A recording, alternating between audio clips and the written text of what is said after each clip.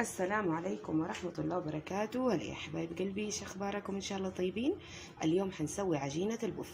عجينة البف جدا سهلة وبسيطة، وانا سويتها دحين. كتير منكم يقولوا لي ما تسويها في رمضان. انا سويتها مخصوص عشان في بنات كتير طالبين عجينة البف ويبغوا يعرفوها قبل رمضان، فانا قلت خليني من جد اوريهم هي، حتى لو حبت واحدة فيهم تبغى تسوي العجينة يكون عندها الطريقة تقدر تسويها. مكوناتها جدا بسيطة وسهلة يا بنات. هذه 3 كاسات دقيق، 3 كاسات دقيق. مقادير البف يا بنات: عندنا ملعقة سمن و3 ملاعق زيت، وعندنا ملعقة نشا وحبة بيضة، وكاسة وربع موية. شفتوا هذه الكاسة اللي أنا عايرت فيها الدقيق؟ هنحط من هذه كاسة واحدة وربع موية على 3 كاسات دقيق. طيب يا حبايب قلبي، وعندنا شوية ملح. نعيد المكونات مرة تانية: عندنا ملعقة سمن مع 3 ملاعق زيت، معانا واحدة بيضة، ومعانا ملعقة أكل نشا، وعندنا كاسة زي دي، واحدة كاسة وربع موية، وعندنا شوية ملح، و3 كاسات دقيق. طبعا هنحط المكونات كلها مع بعض وأوريكم كيف الطريقة. تابعوني يا حبايب.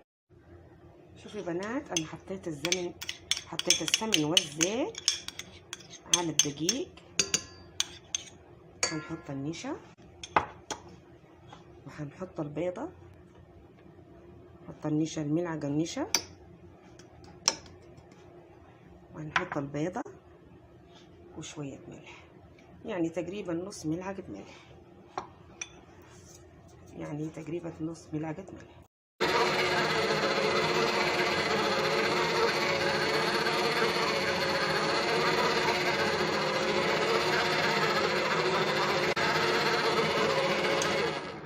شوفوا يا بنات، انا حطيت الدقيق والمكونات كلها في العجانة. انا بشغل العجانة لحد ما يندمج البيض والسمن والزيت والنشا كله مع بعضه، واحط الموية بالتدريج.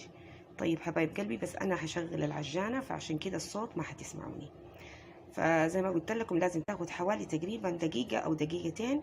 الدقيق مع المكونات اللي انا حطيتها تتلف كده حوالي زي دقيقة او دقيقتين عشان يندمج كله مع بعض، وبعدين احط الموية. تابعوني يا حبايب.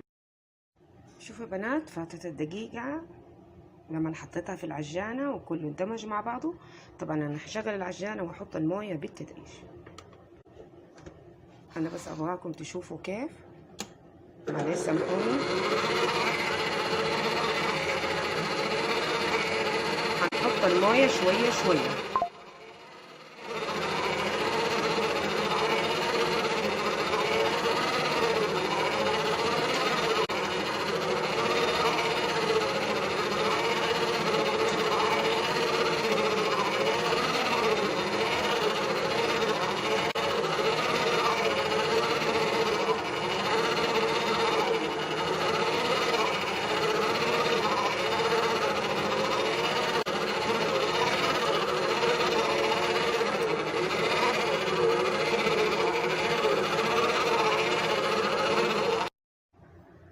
شوفوا يا بنات، اخذت 1 كاسة موية بس. يعني الدقيق انا حطيت 3 كاسات، اخذت 1 كاسة موية. فبعد شوفوا كيف اتلمت، كيف اتلفت. انا هخليها في العجانة لمدة تقريبا 5 دقائق او 7 دقائق، تفضل تتعجن مع بعضها.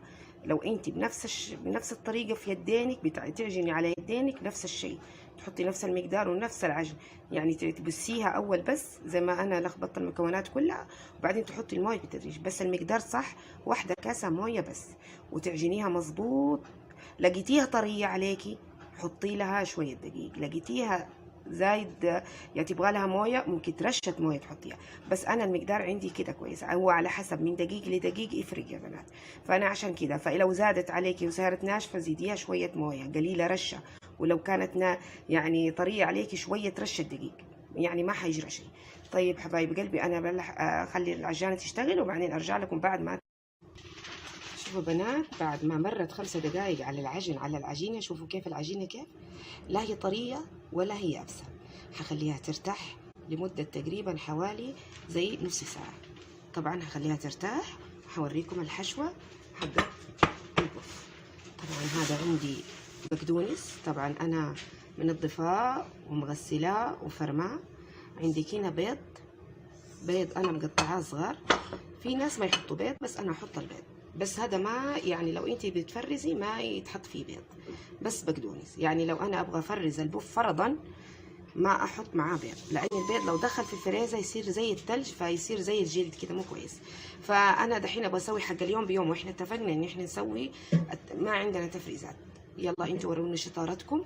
كل واحده من حبايبنا بناتنا يقوموا يسووا السمبوسك وتصور لي وترسل لي. يعني انا والدتكم وانا امكم. وهذه المفرومه نسيت اقول لكم المفرومه. طبعا ايش هنسوي؟ هنحط البيض على المفرومه ونحط البقدونس. طبعا البقدونس لازم يكون يعني صابر. شوفوا يا بنات، بعد ما سويت الحشوه حقه البوف، طبعا خلاص العجينه ارتاحت، وانا بوريكم. خلاص انا غطيتها وارتاحت. دحين انا حفردها. وانا عندي كمان هنا تبسي، في حاطه فيه دقيق، شويه رشه دقيق. لازم تحطي تبسي وتحطي فيه رشه شويه دقيق، يعني رشه دقيق زي كده عشان تحطي عليه البوف زي كده. بس خلاص، عشان حتى لما نقطع البوف ونحطه يصير نحطه فيه، يصير نعبي كل اغراضنا. ما نخلي والله دحين عبال ما نفرد لا، كله يكون عندنا جاهز. تابعوني حبايب قلبي. شو يا بنات، انا رشيت دقيق على الرخامه، وحقطع لي 3 قطع. انا ما حسويها كبيره يا بنات. ها، هذه واحده وهذه واحده وهذه واحده. اذا انت حاسه انك ما تقدري تفتحيها كبيره فخلاص نخليها اصغر. عشان البنات انتوا عارفين في بنات ما يعرفوا يسووا الكبير، فاحنا نسويها يعني مثلا نخليها كلها مستوى واحد. يعني دي مستوى دي ودي مستوى دي. خلاص هناخد وصله من دي، خلاص يصيروا كلهم مستوى واحد. هنعمل لهم دوائر زي ما انتم شايفين كده، يعني هنسويهم دوائر زي كده، ونخليهم برضو يرتاحوا شويه. شوفوا زي كده عشان نفتح واحده واحده. انا بسوي الشيء ده للبنات اللي توهم مبتدئات، اللي يعني توهم ما يعرفوا كيف طريقه البوف. خلاص انا حشيل هذولا وحاخد واحده واحده. شايفين كده؟ وحغطيها مره ثانيه عشان لا تنشف. لازم تغطي العجينه، تاخدي جزء والباقي تشيلي. الحين حنحط شويه دقيق يا بنات. برضو حنحط شويه دقيق، شايفين كيف؟ شويه دقيق، وحنفردها بالنشابه.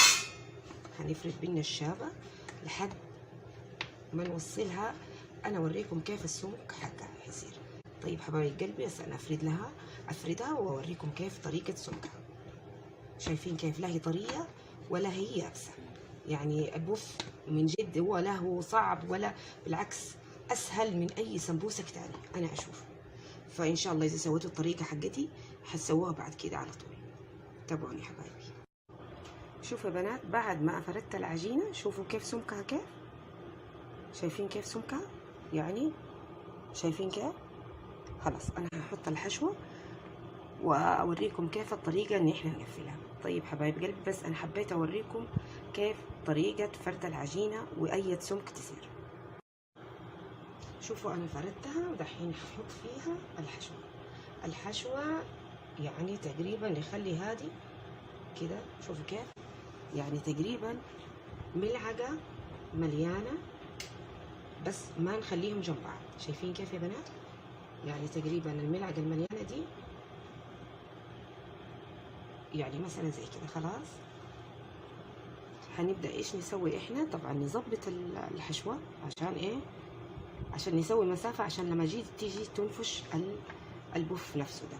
خلاص ايش هنسوي؟ احنا هنجيب كاسه فيها شويه مويه، وهنجيب الفرشه بس، وانا بحط على اطراف العجينه عشان انا لما اقفلها تقفل معايا وما تفتح مني. طيب يا حبايب قلبي زي كده. خلاص زي كده، ومن النص هنا ومن النص هنا. خلاص عشان لما اقفلها. طبعا احنا يا بنات عندنا القطاعه حقت البوف. احنا ايش هنسوي دحين؟ هنتني. شايفين كيف؟ زي كده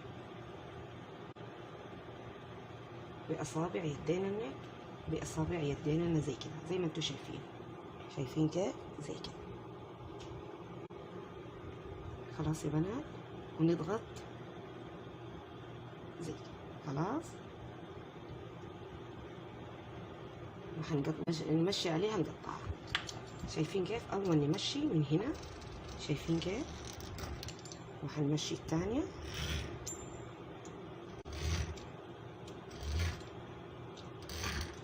خلاص شايفين كيف؟ هذا البوف،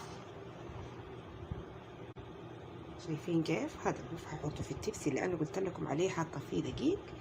خلاص، والعجينة الثانية دي برضو. شو بنات، انا ابغى الزيت له حار ولا بارد. هنحط البوف واحدة واحدة يا بنات، وحنكب عليها الزيت. شايفين كيف؟ زي كده. بسم الله، شايفين كيف؟ هنحط عليها الزيت زي كده.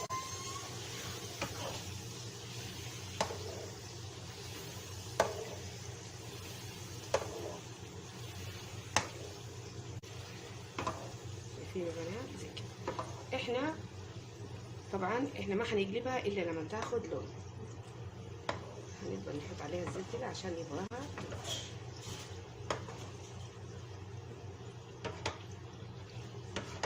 طريقة جدا سهلة وبسيطة يا بنات، وما فيها غلبة، والبوف سهل مو صعب، بس احنا نركز شوية، وان شاء الله بإذن الرحمن يعني من جد اشياء مرة بسيطة ممكن تسويها.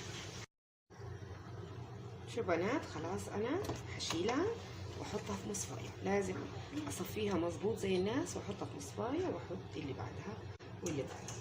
شوفوا كيف؟ نفس الطريقة برضه، نفس الطريقة يا بنات. انا حبيت اني اوريكم واحدة ثانية كمان. شايفين كيف؟ كل ما تحطي عليها الزيت كل ما تنفخ. شايفين كيف يا بنات؟ هتاخد لون من تحت. هنحط الثانية كمان جنبها.